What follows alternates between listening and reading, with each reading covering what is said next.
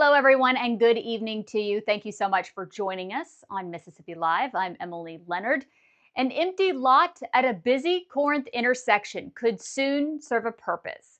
The city is working toward building a Veterans Memorial at Highway 72 and South Tate Street. That's the old way station property.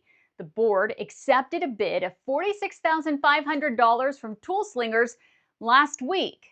The memorial will feature flags for each military branch, monuments, lighting, and concrete seating. City officials think this will make good use of the intersection while also honoring those who served. Read more in the Daily Corinthian.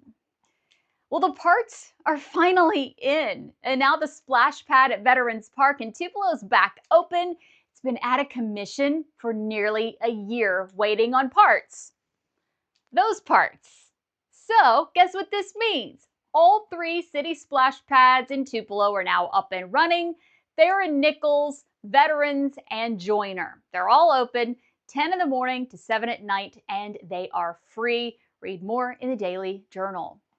Folks in Alabama get their chance to shop tax-free this weekend. The state's back-to-school sales tax holiday will start Friday and run through Sunday, much like Mississippi's did last weekend.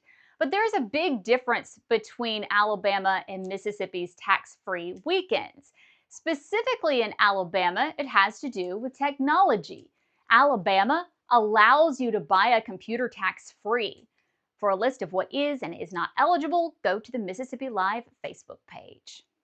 So this story is for my kids, and it's for your kids. A Lego store is coming to Ridgeland. Yes. According to Lego's website, the store will open up in Ridgeland at the Renaissance at Colony Park. Unfortunately, though, a date for the opening has not been announced, but I have a feeling many of us are going to be taking that 3-hour trip to Ridgeland. Hey everyone, thank you so much for joining us. For Mississippi Live, I'm Emily Leonard. I hope you have a great night.